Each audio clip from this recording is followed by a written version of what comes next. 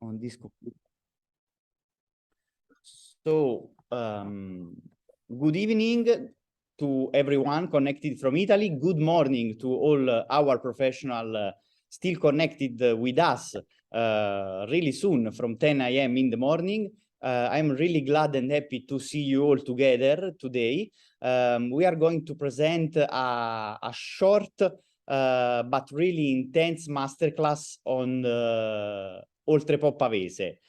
Even more, we can say the focus will be on the Pinot Noir made in Oltrepò Pavese, and we are going to do this with Susanna Gold, who is a brand ambassador in United States for the consortio of Oltrepò Pavese.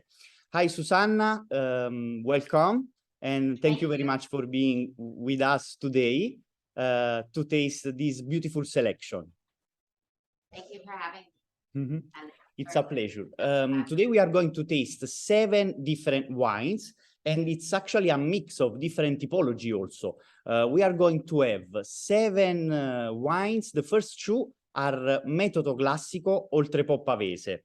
As you well know, in Oltrepò Pavese there are 7 important denominations.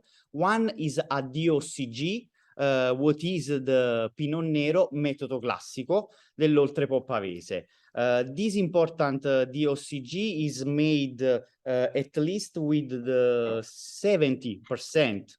Am I right, Susanna? You're right. 70% of Pinot Noir, yes. And the rest part can be in the same quantity of Chardonnay or Pinot Bianco, or actually one of them.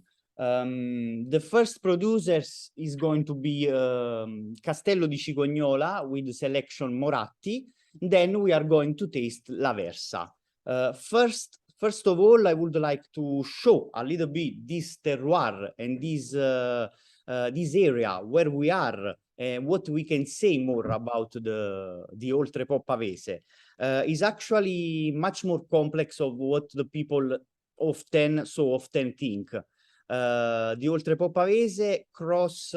There is a lucky number for Oltrepò Pavese. I would remember everything thanks to the number 4, because we can say it's a cross of 4 regions, 4 province, and 4 valley.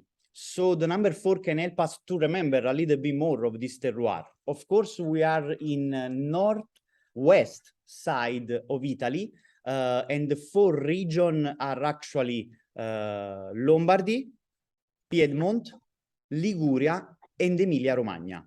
It's a really interesting and complex climate because there is the connection between the warm air coming from the Liguria region that go inside until the Emilia-Romagna. The 4 important provinces we can tell are absolutely Alessandria, Pavia, then there is Piacenza and Genova. The 4 valleys that maybe now it's not so easy to remember, but the 4 valleys are Valle Staffora, Valle Coppa, Valle Scuro Passo, and Valle Versa. All of them are oriented in the same direction, and it is north-south direction. What we can say more about the terroir, of course, that there is the major production of Pinot Noir of all the Italy, and it's the 3rd only places in terms of quantity. So just after the Burgundy and of course the Champagne. So Susanna, I know you prepared also a presentation.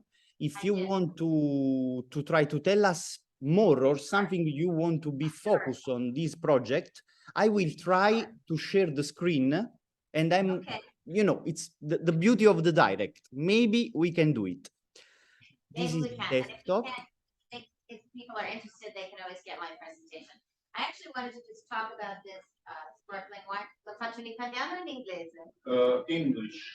Let's go in English. Let's do it in English. Okay. But so, are you able to see the presentation? Yes. Okay, cool. Yes. So what I wanted to say about this wine is that, first of all, this winery is actually from the 13th century, and it was bought, it's owned by the Moratti. So not the ones she used to own into her brothers, so you teach them what it's been in the same family. And this is a Pavese, and that's something that they're looking into doing. But I was just there about 3 weeks ago, and they're tasting a lot of Pavese, so it's not that uncommon to find a Pavese. This is Pinot Noir and Chardonnay. Oltrepò Pavese, what they're really pointing at now, in addition to the Pinot Noir, is all of their sparkling wine. And what are you laughing at? What are you laughing at? Me as a friend, I know you, so I don't know any of you, but that's why I can call him out. Oh, okay. You're laughing at something, but anyway. So I was really surprised at all of the sparkling wines, and I hope that this one is converted for you as well. Castello di Cigognola is unbelievable. I didn't visit it, but I looked at lots of pictures. It's really beautiful villa and castle that used to be a fortress that looked over the Scuro Passo Valley, which is one of the 4 valleys that I mentioned. I like that. Stavo getting on Paviaria next to Campo Rinaldo, I think. I think so. Yeah. I think so. I visited it. You visited. Yeah. See all of those artistic visions. They always have artists in residence, lots of amazing things. This villa, and it's Moratti, as you know, I don't know if you know, she was the mayor of Milan for 5 years. Her son Gabriele now runs the winery. This is one expression of what Oltrepò can do. And in terms just of, sorry, the word Puglia is misspelled on that presentation. One of the things that's really interesting in terms of Oltrepò is how close it is to these other regions that are nearby. So you get that in terms of the wines and the grape varieties. I was visiting Castello, which we're not tasting today, but they have a great Moratti that Diaz brings in. And one side of the street is Emilia, and the other side of the street is Lombardy. So it's just really amazing crossroads, also in terms of the food that works in these wines, whether it's foods from Emilia, the foods from Liguria, Piedmont, and Lombardy, because we know it used to be part of the history of Piedmont. So should we taste, or should I go on? We can taste it absolutely main time. What I really found it on this wine is how it's beautiful and well made for the ripeness of the character, but it keep a lots of freshness. What I really enjoy is the finesse also of the perlage, but it's interesting because you can get that there is the polyphenolic texture on the wines that really reminds you a great terroir and plus a great and noble Pinot Noir grapes inside in this wine. That's also because, of course, the influence in this area is not just from the Ligurian Sea that comes up, because they're not that far from Liguria. If you look on your map and you look, Oltrepò is in the shape of a grape. The whole region is like in the shape of a grape punch. And the bottom of it is Liguria. So the breezes from the Ligurian Sea come up, and the plains protect the area from the cold from the Alps. So it's a very sort of nice microclimate. It's also very diverse with these 4 different valleys that have just different expositions. I believe theirs are northwest in terms of how their vineyards are planted. Sorry, Raphael, you go on. I will. So you told me, Susanna, you can see my shared screen, right? Yes. So we are on the map now in Italy. You can see also my mouse? Yep. Perfect. So actually we are talking of this area where I was telling you it's across 4 different regions, and it's really a complex wine because there is lots of differences in the terroir. But one of these is absolutely also the different cross of the people who are living in that part of territory. So there are different kind of thing. There is different, I don't want to say religion, but maybe also there is a different way to see the life. And of course, the gastronomy. So everything that goes around, also the taste of the food and the taste of wines. So this, according to me, give a lot of complexity to this area. In the next slide, I can go fast, Susanna, if you have something more to add. Okay. Because in the meantime, we can also pour the next wine, what is l'Aversa Collezione 2008. I will taste really quickly because I know there is Wilson here connected with us, and he can taste it. Later, we will be able also to bring to you exactly l'Aversa. So it's we have it, Raffaele. Okay, so Leo, if you can pour for our professional, we can taste this together before to switch on the red wine. Talmente prezioso che c'è la doppia capsula. Ah. Wait, Rosanna, help us understand what's the retail price of these should be. You know, what price point are we? So, well, the Moratti, not sure. The importers. But the Moratti would certainly be more expensive, but it would probably be retail around 35, whereas the rest is probably around Alessandrina? probably around 20 something. And as you know, we don't talk about it so much, certainly not here in the States and in the media, but so many wineries are actually co-ops. And now we're going to taste a wine from a big co-op here in Oltrepò, which is called Oltrepò. And the wine, the particular brand that we're tasting is L'Aversa. L'Aversa is a brand since 1905. The interesting thing that I found in Oltrepò is that so many of these wineries are actually from the early 1900s, which was a real surprise to me. That all of them are basically from 1905, 1918, very old wineries in terms of all of Italy, not just Oltrepò. The L'Aversa is a historic brand that was brought into the consortium in around 2020. They have an enologist named Carlo Casavecchia, who works with them today, the Brutes. It's a huge seller in Roni, the name of the town.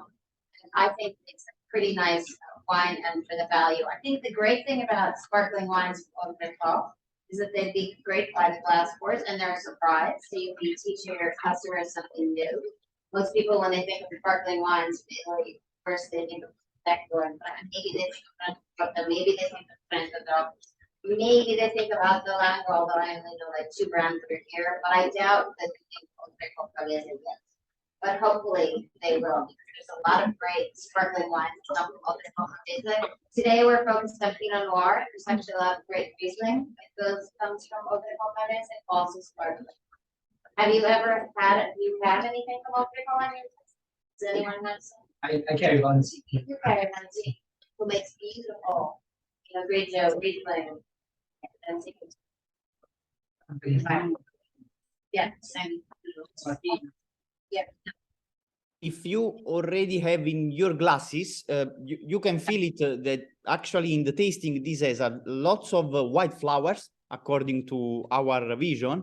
But when you put in mouth during the tasting, you can feel a warm sensation and also a little bit of sweetness that characterize this kind of sip and taste. As you can imagine, maybe this is a really interesting wine, also thinking about, to be sold by the glass. Actually, you really taste the wines, you want to go back on the glasses, and you want to understand more of these beautiful and well done wines. I used to taste more or less 17 different sparkling from the region, and I think these that we selected, there are actually a kind of 10 or 12. They are really interesting and they can be competitive with a lots of different product in Italy and absolutely also outside Italy. In meantime that you are tasting, I would like to point out some more details on the consortium and the number without to be boring, because we are tasting wines and we need to be fast and focused on the masterclass. But just to give you an idea, and this the people really like a lot, always tell, that we are on the 45 parallel, so like Bordeaux and Oregon. It's interesting for the Pinot Noir. There are around 160 producers, and as you can read, a lots more growers. And just to give you an idea, if the territory wants to bottle everything, we can talk about 75 million of bottles. So there is a huge potential that so far, it's still not expressed, according to me, because the quality has always been maybe related of a production of quantity. But as you can imagine and you can understand, with the technology of today, and with the knowledge and with the attitude of the producers, these wines can be really on fire on the market in the next period. There are 30,000 hectares of vines, which is really impressive numbers. And what was maybe not really easy for the region and the territory, it is that they have lots of interesting wines. They made great interesting Barbera. They have the Croatina, a pure Croatina 100%, which is a really solid and concentrated wine. They have really interesting also Riesling, which is divided into the Italico, Riesling Italico and Riesling Renano. So maybe in the communication was not really easy to have a space outside on the market. But today we are focused on the Pinot Noir and on the great quality of this wine that we are tasting. So the next wines is going to be a Pinot Noir 100%. We are moving into the red wines, and following also the order that we decide should be Susanna the Cordero San Giorgio Pinot Nero dell'Oltrepò Pavese. Exactly. Do you want to spend some words more? Maybe you know better than me the winery. Unlucky, I didn't taste all the wines in the winery. I don't know still all the producers. No, it would be my pleasure. It would be my pleasure. So Okay. the Cordero family owns this winery. It's called Tenuta San Giorgio. The Cordero family are from Tiāmat. They bought this winery in 2019, but it's an old winery in Oltrepò, and most of the grapevines are actually 40 years old. So it's a new family owner for this particular winery, but it's not a new, they don't have new grapes. So this is their Pinot Noir. It's called Tiāmat, which I was told means something about a dragon, which I didn't know. Giorgio slave dragon. So Tiāmat is their fancy name for this wine, and it's owned by two brothers and a sister. And if you go ahead, Rafael, you can see their picture and a slide in a few of the slide. If you go down in the PDF, you'll find them. I go fast, okay? Yep, this is 100. Please go forward. I go ahead. Yep, please go forward. Yep, keep going. Just till we get to the wine. That's Castello di Cigognola, first wine that we tasted. And here we are. Perfect. So they're at about 250 meters above sea level. And the breezes from the Ligurians here are much closer to where this property is than where some of the other ones are. And they have about 22 hectares. This is 100% Pinot Noir. Thing about Pinot Noir here in Oltrepò, to compare it to Burgundy, of course, it's nothing like Pinot Noir.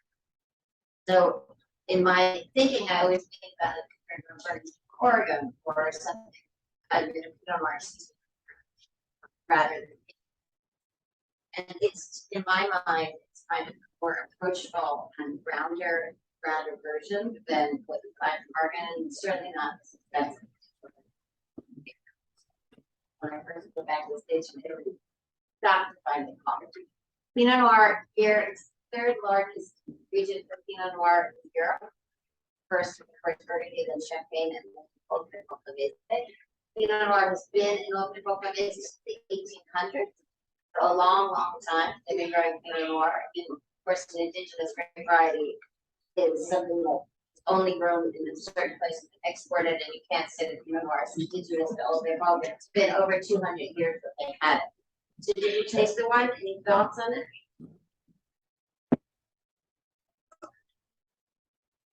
I think this is also a great by the glass pour, but a really lovely expression of Pinot Noir. I don't think it's over oaky. I don't find it over the top. I find it very refined and approachable. The Oltrepò is often a little warmer than you think it might be, and I think that's what he was saying about the sparkling wines as well, that they were rounder and kind of more fruit forward and floral. And their palate, I expect, it's not as cold as one might think.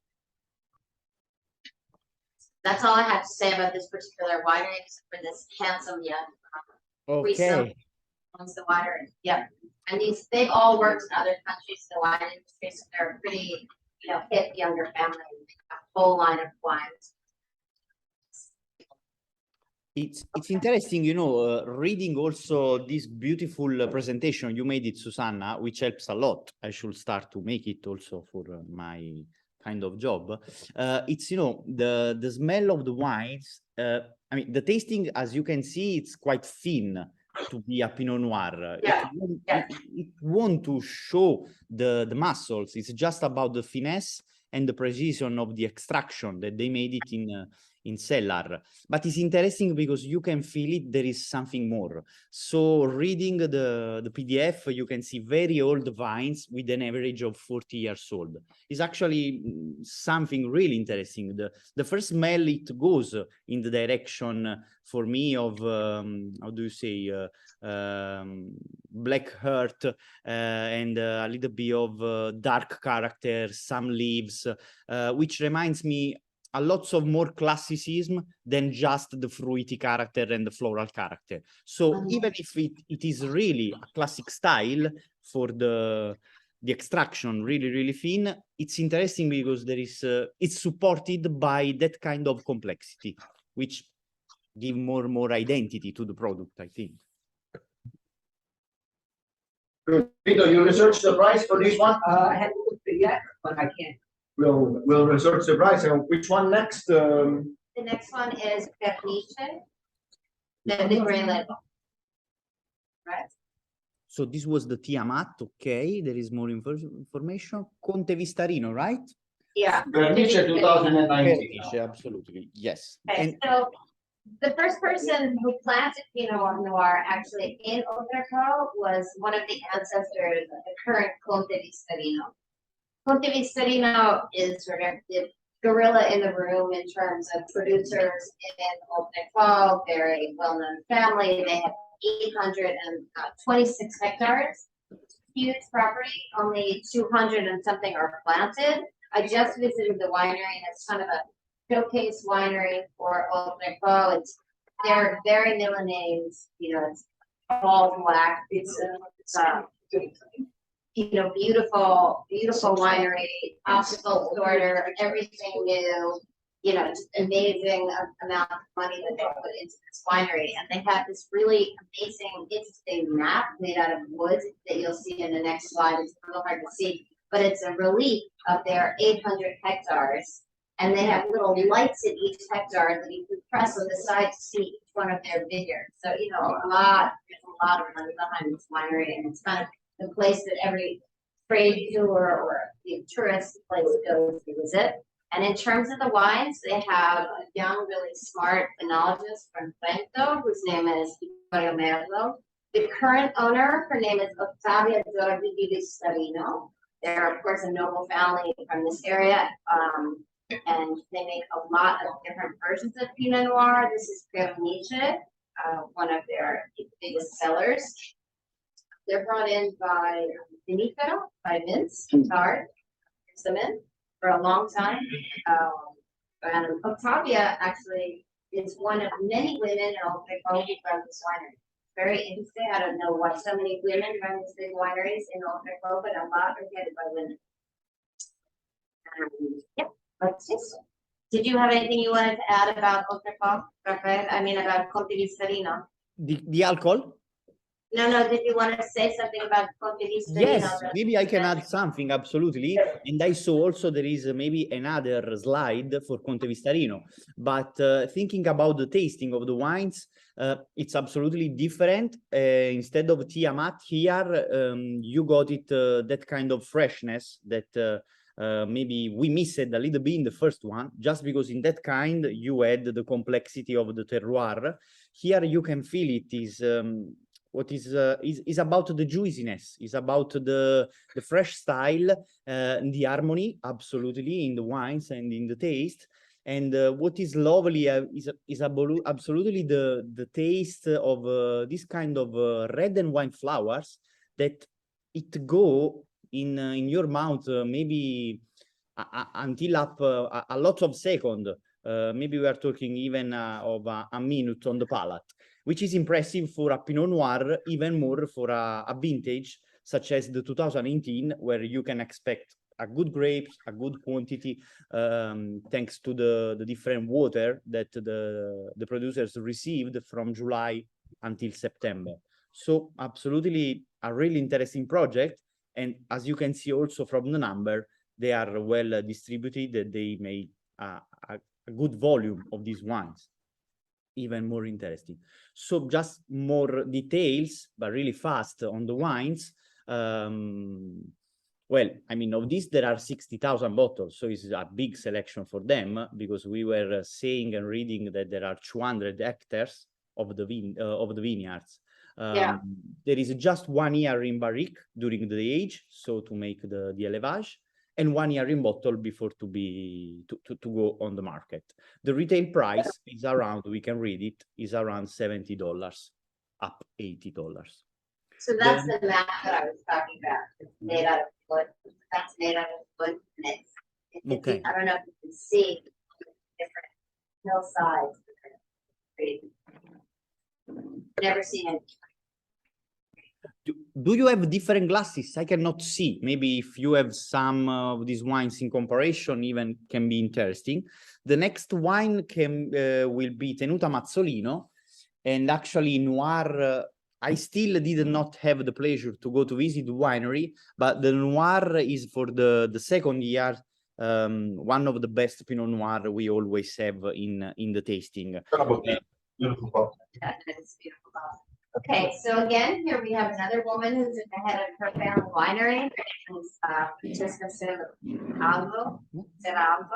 So the Bragiotti family owns the Mazzolino estate. Her grandfather bought it in 1980. His name was Enrico, and he was helped by good friends, people we all know about. He ended up in Bologna, so historic, well-known people in the industry who helped her grandfather choose which property to buy. They bought Mazzolino. All of the rootstocks here come directly from Burgundy, and Francesca took over in 2015. She has moved her winery into being organic, does very low intervention on everything, and she's got this 30 hectares, 20 of which are planted, and they're surrounded by woods. So, if you're surrounded by woods, you can't really literally be organic. To me, when everyone's like, I'm organic, but my neighbor is 2 minutes away, I'm not organic. Like, how can you actually be organic because of erosion? But she's isolated on very large property, so it's easier for her to maintain her property, under the term that she wants it to be under. So they grow Tina, loads of Pinot Noir, and what she does is really interesting. Also, if you move the slide ahead, you'll see in a minute. Can we move the slide ahead, Rafaela? Rafaela, can you move it down one slide? Yes, here Thank you you go. so much. So she has 39 subplots in 20 hectares that are planted, and each of them she identifies separately. She makes them for different Pinot Noirs.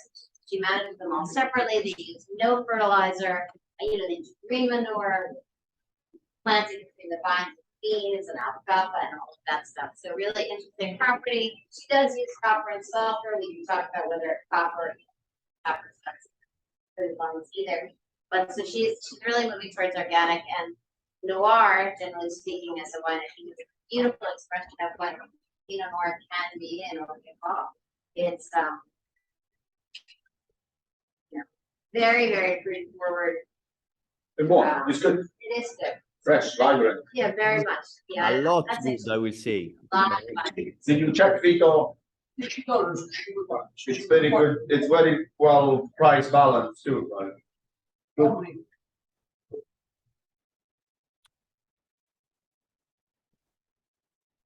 Of these wines, we can say two things more. Actually, that in the previous slide, we can read there is a calcareous soil, which give a lots of complexity to the product, and plus the exposition. So there is the vineyards are planted in northeast and northwest exposure. this can understand this, give you the opportunity in with this climate change to the producers to go a little bit longer in the ripeness of the grapes without to have the feel and the perception of the alcohol, but having this kind of really thin and elegant tannins. In this case, maybe we brought, you know, the selection at really high level for this kind of density. When just you taste the wines, what I really like is the creamy texture and this kind of density that you can find from this Pinot Noir. It's absolutely more muscular than the previous one we tasted. Just some details more. Here we are talking about 9,000 bottles. It's a 100% Pinot Nero, of course.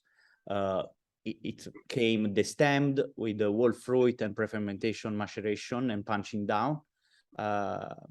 Sometimes, I mean, often they use the Burgundy traditional pieces called like that. So it's the 228 liters capacity and not just the barrique from 225. And actually all the rest is about, you know, the juicy of the product, the kind of spiciness that it went up after the first smell and the first sip. Next wines are the Dino Torti from Patrizia Torti and Dino, Yes. absolutely Torti. And then we are going to close with the Cadi Frara with Mornico.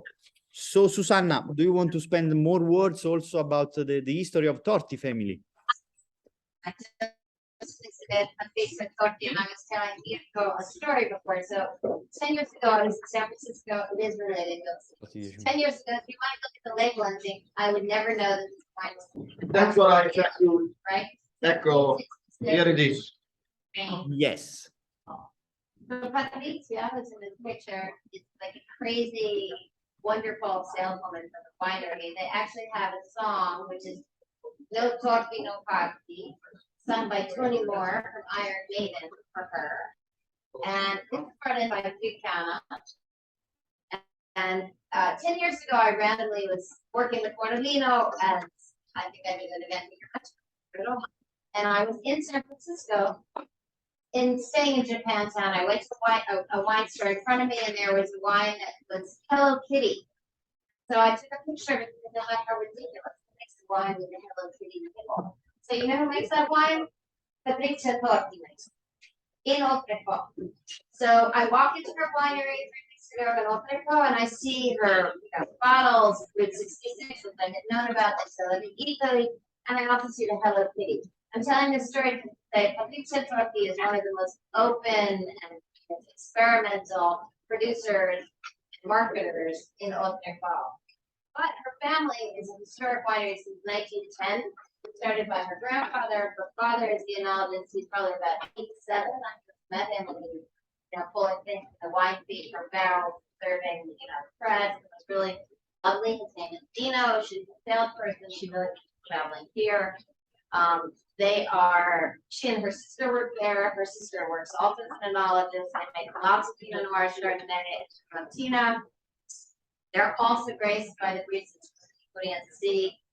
They have their soil with kind of lime and marl and clay. And her Pinot Noir, I think, is different again. Each one of these Pinot Noirs is slightly different. This Route 66, I think she thought it would do well in the California market or Gary or Pecan. So we talk about whether we like this label or we don't like this label. I went to goes over to California, but it is a Pinot Noir. She has another label. This one is the one they seem to be pushing a lot of. She's a really lovely. Yeah.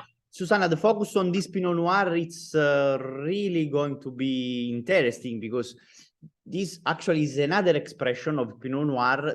All of them are completely different, according to me, and I hope you can feel it in the glass. This is another great wine. So you can taste it. It's just the smell of purity and the fresh fruit and the well and precise crushed grapes. But then there is also all the energy of the passion fruits, the cherries, some rind of lemons, different character. To be honest, I don't know the name in English, but it reminds me a lot of bergamotto, which... Bergamotto, in English, we just say bergamotto. Ah, that's Bergamot. easy. Okay. Yeah, we just say bergamot. In that case, it brings you more maybe on the Mediterranean coast. So you can feel it also, this perception of the windy character, or the warm and dry, but not really dry season. And actually, you know, we are tasting now the first 2019, and there is like a step more in terms of the beauty of the millesimo and the vintage and the harvest. So one thing I also get in this that I don't know if you get, I get a lot more mushroom on this one than in the others. I didn't get as much kind of mushroom character as the others. And I think that this one I find loads of, yes, this citrusy note that you're mentioning, the bergamot, but also the mushroom character. You get it, the mushroom too. Yeah. For me, it's quite more going in the fresh direction, but yes, what you feel like mushroom, it's gonna be the undertones that give, according to me, the backbone on the wine, which is always a plus. This is actually also because the soil are really rich with the lime and clay, so it's a perfect combination of the two different argilla and stones in the soil. Last wines in the tasting is Frara. I had the pleasure to visit the producers and the estate. Actually, there are different parcels of the Pinot Noir, and in Parcella 4, actually, I can remember there was a lot of tension and really deep character. So, Frati, I have trouble with pronouncing this. Actually comes from Casa Ferrari, the name of the town, but in local dialect here, they say Cadi Ferrara. And this winery again started in 1905 by the great-grandfather of the current owner, whose name is Luca Villani, and he's sort of this, not a cult winemaker exactly, but they seem to really like Luca and everything that he's doing. I visited them. He was out and his mother did this amazing tasting for us. And they're in a completely different area from Torti or Mazzolino. So they're in this area that's got this amazing microclimate that's becoming really well known, not just for their Pinot Noir, but also for their Riesling. And there's this really gentle hill. These are his vineyards. I took this picture, really manicured vineyards, and it's very mild in this sort of valley where his winery is.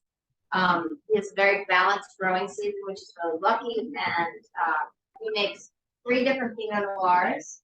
So it's in Mornico, it's the name of, this one is called Mornico, Cema Quattro, and the other one has at least 4 different parcels where he makes Pinot Noir. And in his soils, there's a lot of clay where he makes the Pinot Noir, and a lot of limestone and marl where he makes Riesling, and the Pinot Noir that goes from the sparse wines. This is a really amazing winemaker, actually. I thought his wines were very, very fine. We are tasting again a 2019 vintage, and actually this is Riserva, and Riserva Plus, absolutely. They go up with the Riserva of this parcel, and actually this reminds me, it's the wines that more reminds me the Burgundian style. But let's start to say, you know, this is just Oltrepò Pavese, because the tension of this wine is up to them.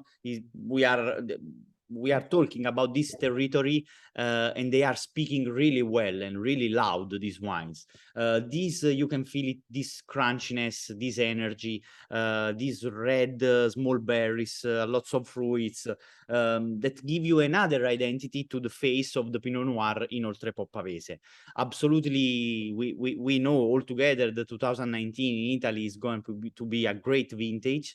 So it was ideal for the quality of the grapes. Is a balanced grow season because we had a good winter with a good rain, but absolutely the amazing part was, of course, after the spring with a warm summer, without to be really, really hot and dry. It's not so easy to find in the last 10 vintages in Italy. Look at the winemaker, has different parcel of Pinot Noir. This reminds you absolutely about, you know, the idea to follow the different parcel also outside Italy. 12 months in barrique, 12 months in the bottle before to go out on the market. Again, we are talking about a complex soils with the presence of chalk, limestone, and the clay that give to the product a lot of identity. Well, I will say, Susanna, we were really concentrated to keep high the attention of the professional. This is actually the way we communicate. And what we can say more, l'invito, no? It's going to be to see all these professionals in your beautiful land. So in Oltrepò Pavese, to go to visit the producers, to taste the wines there, and to feel the perception of what is going to change in the next period on this territory that has a lots of energy, and it really wants to come up because so far it's not getting the right space that they deserve.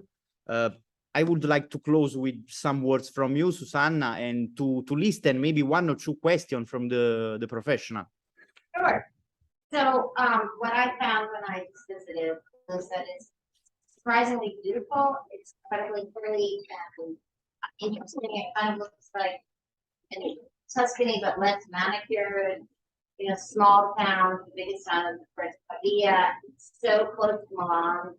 I think of it as like the Hudson Valley of Milan. Many people live in Milan. In Oltrepò, they have great cycling. You know, the Giro di Praga went right through Oltrepò, so a nice place to visit as well for that and hiking. And the producers are really mostly, except for you know, both co-ops, are really family-owned wineries that have 100 years of history. And so really something that you could communicate to your consumers. It's also something new, something that people haven't had before. So it makes it a little more interesting. And they have everything. We're not tasting Sanguignuda today. Sanguignuda is their dessert wine. So it's a wine that's Sanguignuda, the blood of Judas. And it's a red wine that's simply a blend. Have a Sanguignuda? Yeah. Yeah. So it's a blend of 4 grapes, you know, led by Cuvèe, and it's usually it's a low alcohol wine, so it's 6% alcohol, 6% alcohol, so it's a nice red dessert wine, of which there aren't that many in Italy. I mean, there's and others, but I mean, do that is something different. They make a lot of great Riesling. Benzini makes one. He's using crappy fantastic Riesling. There's great, you know, regional from this area. There's the Fuoco, which Americans always associate with one thing, but the Fuoco is you know, DOC from this area. It's the blend. Croatina, which is made into the wine Bonata, which is not the same as the grape Bonata, the Prima, that confuses people, but it's a really fun wine too. So there's a lot that Oltrepò has to offer, and the prices are really pretty contained. So, you know, good for you guys, good for consumers to learn something new. Fun region and easy to visit. And I think that's the plug that I'll do, but I can leave anybody my card if you want to talk about Oltrepò. Carlo, the director, is coming to New York week of November 14th, and we're doing a lunch. If anybody wants to come, it's my pleasure to have you come. Meet Carlo and taste the wine. Dinner, and there'll be different wines, because the thing about Oltrepò is there are over 160 producers, so there's a lot of variety. Right, I just let Benzini know.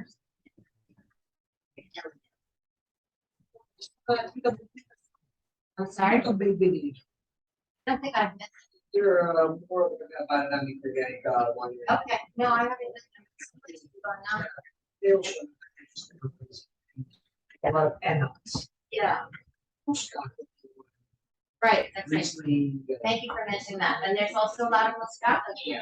Lots of everything. Pinot Noir, Cuvèe. Because remember, we're so close to Piedmont. There's that crossover that we were talking about, right? So grapes from Piedmont, like Cuvèe, grow here. Croatina, which is sort of signature variety, red variety, in addition to Pinot Noir from Oltrepò, also grows in Piacenza. So there's a lot of kind of interesting things that are happening. Today our focus is on Pinot Noir, which you all know as well. It's different. Any other questions? Let's ask Wilson a question because it's important. Yes. Wilson, if you can you hear us? Yes. Yeah, here we are all people from the restaurant industry, and of course we know that Pinot Noir is a grape that people order without even asking where it comes from. It could be from Italy, it could be from Chile, it could be from France, and so forward. In your personal experience at one of the largest retailers of America, do you see this category of Oltrepò Pavese, which it's relatively new to the market, but it's been established in Italy for generation? What's your personal opinion about the wines, and considering that some of them they will be on a shelf for starting at $19.99 up to, I think the most expensive is $60-70. What's your feedback on those wines? Well, I think they're all beautiful wines. What I really like is they offer so many different styles. It's just not like one specific. There's 5 different wines, and they were all completely different. So which it gives a more open diversity for when we have, let's say, for example, tasting here at the store. They can see the different the beauty of the Pinot Noir from this place. Like one of my favorites was the Conte Vistarino. Yeah. So yeah, I thought that was a beautiful wine, super complex, nice fruit, nice acidity. So I think there is a place in the market, and I think with more tasting and putting it out there for a consumer, yeah. Beautiful. Thank you, Wilson. Well, I think he's right. I think there's definitely a difference of a raise of tones and styles. And it's interesting now, in the restaurant, it's the very first question that rolls out of somebody's tongue. It's like, oh, can you try Pinot Noir? And you really don't realize that when it comes to town Pinot Noir, it's a beast of its own. It's never going to be, Cordero. It's never going to be something like Washington. It's not going to be harder than any novel in the burgundy. So you have to do a little bit of adjustment. You have to tell them that our Pinot Noirs tend to have tension, definitely harder. But just once you taste the I was impressed how they're definitely a bit more plumpier, lady. So that's shock. yeah, the problem is sometimes that people products, something like that. So, introducing like Oltrepò Pavese here is like okay, what is it? Right. It's like something very new. Can be useful on the market, can be not useful. Like you can sell more selling just Pinot Noir, and just like not say really much about the because they're beautiful wine, very different. Like difference, I feel like there is many different wines over there. So especially the last one was like one of the most like Noir. different You mean from all of them. Mornico? Mornico. How much they are? Yeah, it was like very well. Unexpected. Yeah. Are you surprised? Yeah. Requires like one thing, light color, light flavor, light everything. And in fact, it's all about. They weren't quite all as light on blind tasting like that. You I can, would- if you didn't listen to American, say Betty's wine, then they're gonna guess. Yeah, not just American, generally speaking. I don't know. Yeah, I mean, like, think What's it called? I'd be really impressed. Take on Canada.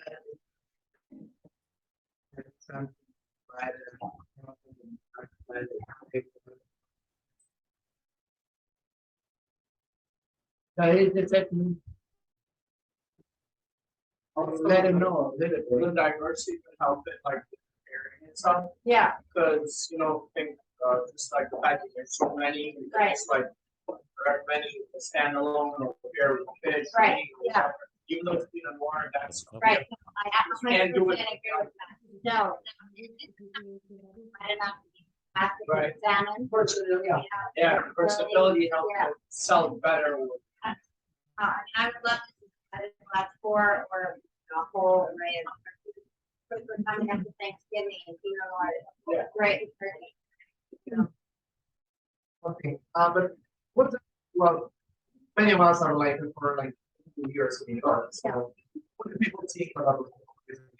So, what's all panels in right now, So, and right, so it's very. There were like 4 fire trucks when I first got here. Oh no, it's gonna be like a huge fire meeting.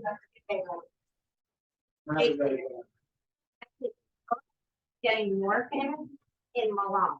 I don't think people in Stefania are drinking necessarily from well, but certainly in Milan, people are drinking both the sparkling wines from Oltrepò and the Pinot Noir. I mean, what's your view, Raffaele?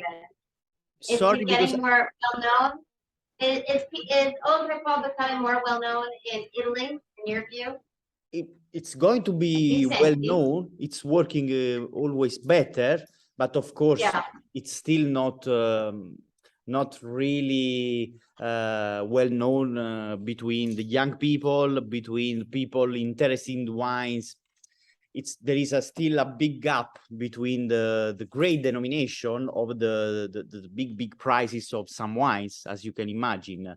But you know, what I think we can give like advice to the consortio is to get how do you say, to bet on a horse, because when you have too much to communicate, it's not easy. It happened a little bit also to my city, which is the beautiful Naples, that for years it was not so easy to give this information. So can be interesting to see if we want to make leva on the Pinot Noir, if the people can have the perception of a great terroir for the Pinot Noir. Because actually it is huge, the quality also on Bonarda. I love the Bonarda with a small sandwich, like a that kind of smart and young wines. But it's not so easy to communicate the two phases of the territory. So this is gonna be maybe an important goal for the nomination. I think that's true. I mean, there's a producer also here who's called Castello di Stefanago, one we're not tasting today, but they're organic, biodynamic, it's kind of called grungy. They do the Raw Wine Festival, they're beautiful castles, so really funky, fun wines. You know, which probably has a huge market here in the States, but they're a different thing. So a lot is happening in Oltrepò, so it's an area where you can find a lot of things. I think the goal right now is to focus on the sparkling wine and Pinot Noir, because people think it's a big selling point. I agree with you though. I love Bonarda. I went to graduate school in Bologna, you know, in Emilia, so very close, and this kind of fruity, frizzante, friendly wines that you have with like young or those kind of foods, which is great. They have that too. They've got a lot of things, but in terms of communication right now, they're focused on Pinot Noir and If I may add, one of the things I've noticed, especially in the restaurant business, at the present time, the Pinot Noirs, if you're staying within Italy, to go to, interesting enough, are coming out of Piedmont, coming out of Trentino. The Trentino happens to be extremely expensive. right. The Piemontese Pinot Noir, I don't think they're a benchmark. They tend to be a lot more extractive. They just sell because at the right price point, they say Pinot Noir about, they're not necessarily as representative as those are. And what we tasted today, I think, has shown that the quality is getting a lot better. And there is a nice array of things to pick from. Yeah. No. Great. Guys, I need to leave you. I would like to thank you very much, everybody, for the time. First of all, Susanna Gold, that I meet this morning. It was a big pleasure, Susanna. Thank you very much to Thank you, share, you know, Raffaele. your position. Opportunity. I and your appreciate it. Thank you. Yeah, Thank you. absolutely. And I want to say thank you also to Wilson, who is connected with us since this morning, and all the professionals that kept the attention on the project and on this masterclass. The best wish can be to see you in Italy, maybe in a lovely town, what is Pavia, and make a toast. You can choose, or with a great Pinot Noir in a sparkling version, or just with the red wines, and to enjoy all together the city and the territory. Thank you very much. Enjoy some minutes more talking also with Susanna. We are going to disconnect the Zoom, so we are going to be ready for the next session. Once, thank you again. Cheers. Thank you. Raffaele. Grazie. Interrompi con